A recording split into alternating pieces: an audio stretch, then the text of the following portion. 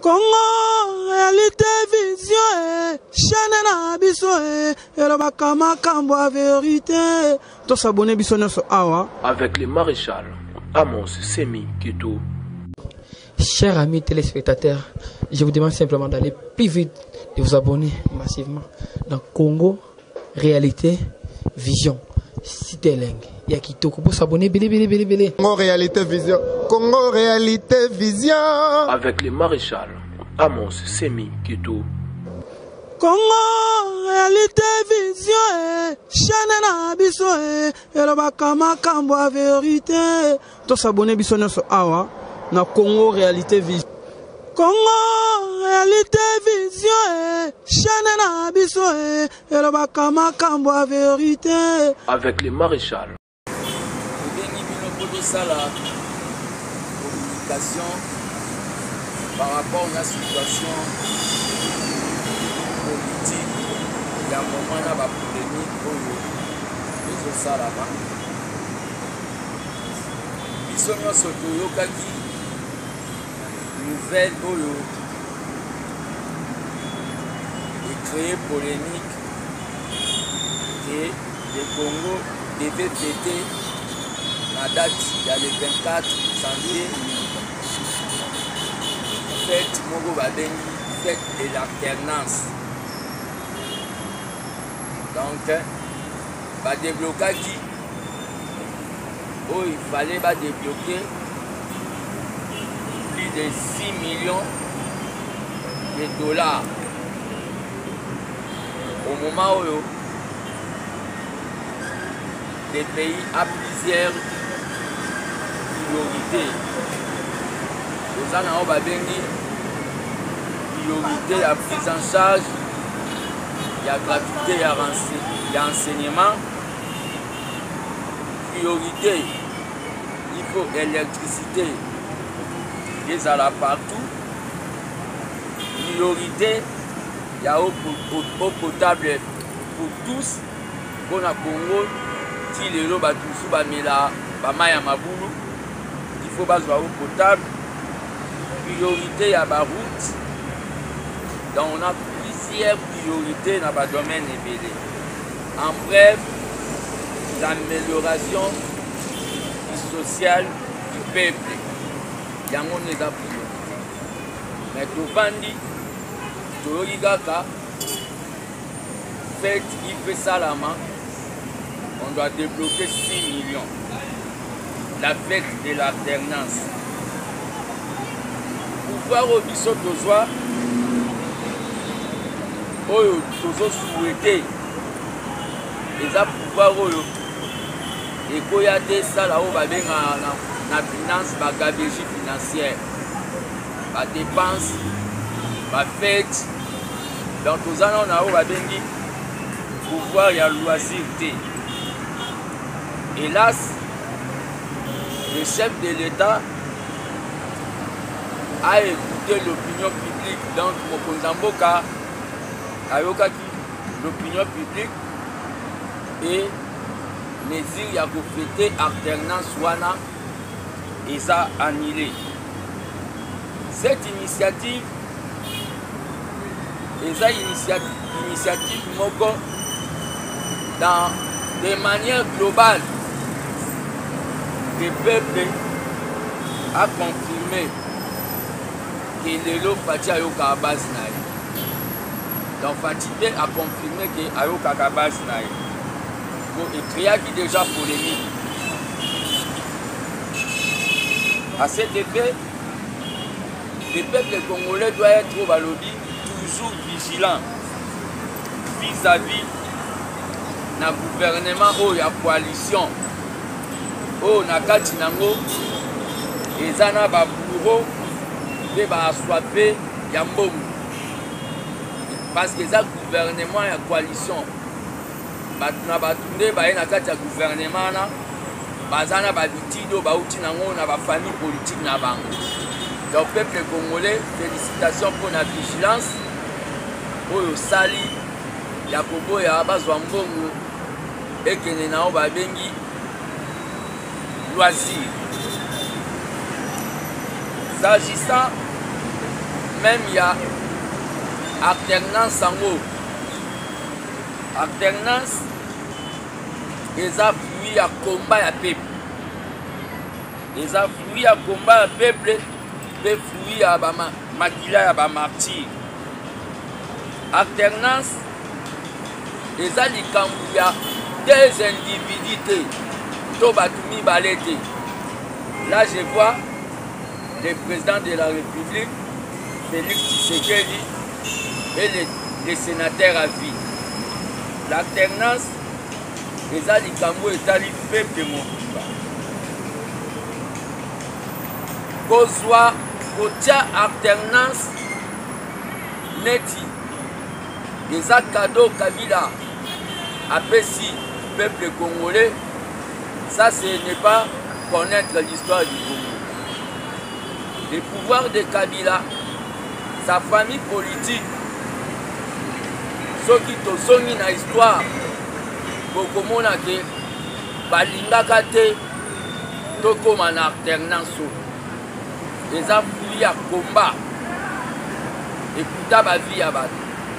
Ils ont tenté même de réviser la constitution pour Kabila Boudio va venir 3e mandat. Mais ils ont qui sans succès parce qu'il y a eu au Babengi la pression populaire. L'alternance, les conséquences, il y a au Babengi, il y a combat, il y a peuple. À cet effet, ceux qui déjà ministre, moi, comme il y a un projet Moro Yaboui, le monsieur, son nom c'est Kabanda. Normalement, déjà, quand on a un projet, on a un président de la République, nous sommes déjà démissionné. Même à ça, Moutaï de Pes. Il va démissionner. Pour missionner des Pes, il faut ça la maraboté. Les gens qui savent, va créer qui comme, il 6 millions. Togo kata kabula. Aza sous la confiance na biso de armée des bâtisseurs tshisekidistes. Donc au Sengeli a démissionné. Ça démontre que a commis de connivence na ba bourreau na bato balingaka bazwa mbongo bacha na ba. Il y a eu des morts pour dire un grand nom, la 3e mandat, Oyo Batua FCC Bandai pour rêver. Il y a eu des morts. Là, je cite aussi. Je vois aussi Thérèse Kapangala, Oyo Bakufa, pour le Lotoko Mana, Oyo Babengi, Bazape et tant d'autres. Oyo Bakufa pour le Lotoko Mana, Oyo Babengi alternance. Aussi Thérèse Kapangala et tant d'autres, on a considéré normalement Bangonde Bazao Babengi des martyrs de l'alternance au Congo. Oh, tout ça, les Bangonde attend même sur la kilt, na cadre qui est mémoire na Bango et se reposer un peu au lieu de venir gaspiller un bongo. Congo, ça n'a pas cambriolé dans mon moment. Donc l'alternance les a fui à combat au Biso. En rapport avec les nouveaux billets de banque il y a 10 000 francs, Babenyanso monnaie de l'alternance avec des fusils, il y a chef de l'État et des fusils à sénateur à vie Kabila. On a vu ça armée des bâtisseurs qui se réduisent. Ça, c'est nous retourner en arrière. Où il y a là qui, n'importe à Mobutu, bon, on est Longinae. Donc, ça, on va bien dire, culte de personnalité. Ils sont naïfs des personnes que ça n'a jamais combat, pour tout ça, la culte de personnalité. Donc, respectable, sauf Fati. Mais, il y a proposer bien moi, il y a culte de personnalité dans le moment où Tosengi à ce moment le peuple congolais oyo azolanda discours oyo a démonétisé déjà avant impression billet wana. Le peuple congolais doit démonétiser avant impression billet à 10 000 francs wana et il y a alternance wana. Donc c'est nous retourner en arrière. Je souhaiterais ceux qui va au salambongo et ça na ba effigie ya ba o ba bengi ba héros. N'était ba héros. Ceux qui sont reconnus héros. Mumba, Kassavubu, à titre que le premier président, on peut voir aussi Etienne Tshisekedi, à la mesure du possible, on peut voir Moussé. Au lieu, il y a Goya Sala, planche habillée Moroboé, na Elongia, président Fati, Oye Moro. Aza même surpris, il y a comme des basali de maquette en Moro qui fait du makaladi. Donc la monnaie, le peuple congolais partout où vous êtes, la monnaie là est déjà démonétisée avant l'impression.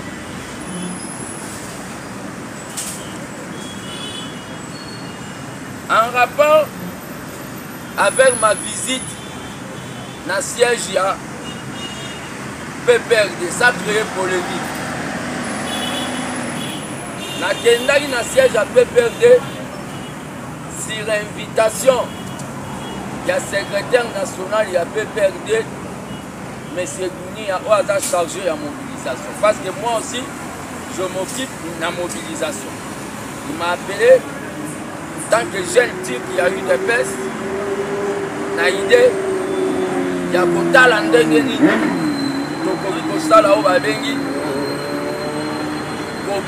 Polémique politique. Comme c'était une invitation, tellement que naza na limite te naza mutu na bangaka te nasalaki oyo babengi atterrissage forcé na siège à PPRD. Mais malheureusement, j'ai été menacé na présence nanga et pas ba fanatique il y a parti à M. Kabila. Et j'ai confirmé que coalition Otolobaka biso na bango ezalaka ya mbebo eza ya mitema te. On a vu des photos où il circulait dans le siège à PPRD, mais c'est venu à obtenir là. Et alors qu'il y avait des militants fanatiques au Babanda Koya vers Ngaï pour menacer nga balobi ke na kokota na siège na bango. Mais nasi na kotaki mais pour na bango c'est impossible ba kota na temple de la démocratie. Po ba yebi o ba sala biso na siège na biso. Batumba batu na siège na biso. Nga na kotaki kuna po naza na o babengi dette spirituelle te. Mais bango ata balobi ba opesa bango 10 millions de dollars. Baya ata basala une minute na siège na biso bakoyaki. Les images ont circulé. Mais baké sous très loin par les ennemis. Oh bazo lingake les gardiens du temple assis là politiquement. Baké na Photoshop. Bakati mutu nanga. Babebise longi. Balati singa. Elamba oyo na kotikalaka jamais kolata même un jour. Balati singa elamba ya PPRD. Babandi ko partager yango. L'objectif nini? Ba peuple congolais ba inanga pas sans angai. C'est ce que les fanatiques du PPRD basali. Ils ont pris mes photos bapublie yango, babalancer yango, et bazo continuer pour balancer yango. Je suis de l'île de Pes. Je resterai membre de l'île de Pes Tshisekedi. Malgré même la Katia partie, au lieu batu misusu ba défendre eloko wana, batu misusu ba monike basala nango propagande po ba combattant ba yinangai. Le PPRD a démontré que baza sincérité na makambu oyo ya coalition. Tout politicien dans son parcours commet des erreurs politiques. Mais Mandela Lové Lokomoro, ne me jugez pas sur mes succès, mais jugez-moi sur le nombre de fois où je suis tombé et où je me suis relevé à nouveau. Ça c'est Mandela. Vous jugez des fils Mboko combattants, mais vous jugez quand fils Mboko a commis une erreur et a télémis à continuer le combat. C'était une erreur politique. Je demande pardon à tous les combattants de la liberté. Oyo Aktuana, Yakokende, et pas ma voisin, et Plessaki Bango. Le FCC doit être sincère. J'ai entendu Baoutako Loba dernièrement Bakonangé. Mais ceux qui sont sincères, Lana Loba Bakozala dilué. Bakosila Lokola Mungwa, Nakaja Nzungu, Yama famille, Nzungu Amadej. Ceux qui sont sincères, parce que Bazola qui s'habille, ceux qui sont sincères. Nous mettons en garde.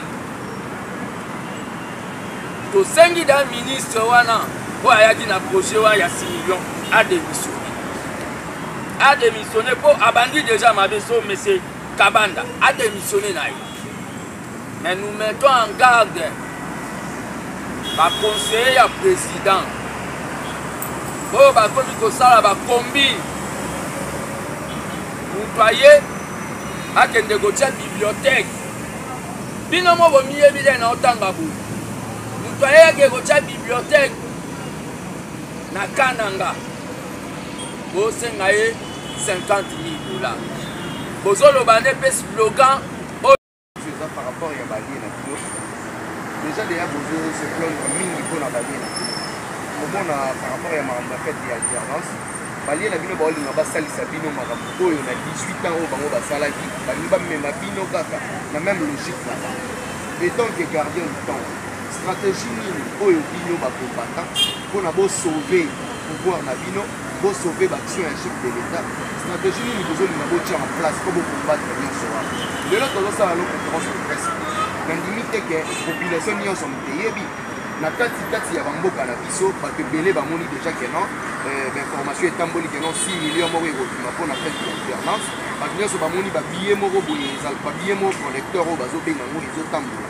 Mais lelo ayo osala conférence de presse osala démenti na makambo wana nyonso. Stratégie nini bokotia en place po bocombattre wana wana ezali préoccupation ya liboso ya mibale eza par rapport ya bandeko na bino ya PPRD balie na bino ntango babengisaki yo bokendaki kuna bazwi lelo foto na yo batambwisi yango mpona babebisa peut-être ya mosusu image oyo oza nango na politiki lelo oyo bato nyonso mpona balanda ye bazodiembela na nsima biso lelo balatisi yo elamba wana ozomona te ezalaki par rapport peut-être ya sympathie na yo omona ye te nakende nasolola na bandeko nakosolola na bandeko bango bazali na makanisi mosusu na moto tala lelo eloko ekomeli yo okoyebisa population nini lelo okosenga pardon réseaux sociaux information ezotambola mbango na komona lelo olobi na bato keno basali montage bato bakondima ngo na facilité te lelo ozoyebisa bato tala caméra mekano koexplike bato nini yo okendaki kosala kuna nini ekomaki mpe mpo balatisi yo elamba wana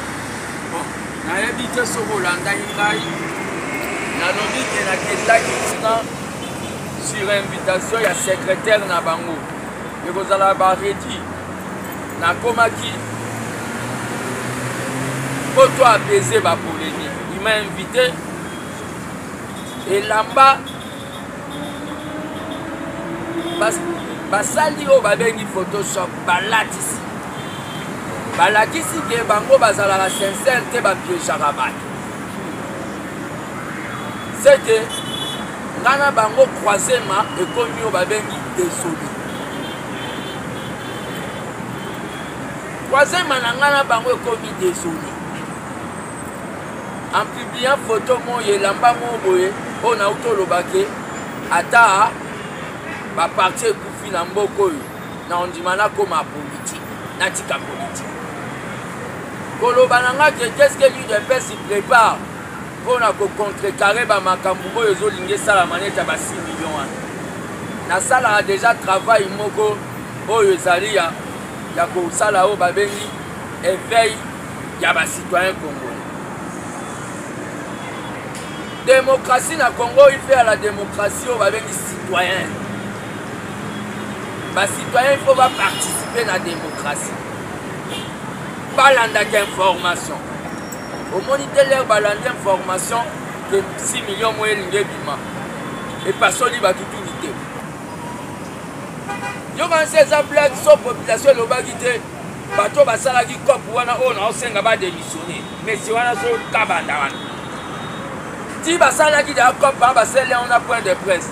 Basi base frotaille maboko maman et dosso baba ime. Yo gan 6 millions bangai ba chango nyoso na fait toi. Peuple congolais à sa commune na babengi asa maturité. Peuple congolais. To sali travail makasi. Yango nde na osenga na ba autorité UDPS. Vous comprenez? Na félicité Jean-Marc Kabou, Batusu baloba nini. Moi je contredis s'il y a le mal. Na félicité na tourner no auto ça na kana. Akende nango sous beaucoup plus moi musika. Tourner ya éveil, tourner ya ko défendre identité ya UDPS. Parce que ba alien na biso baza honnêteté. Baza na malhonnêteté. Donc je pense na koye bisayo eza wana.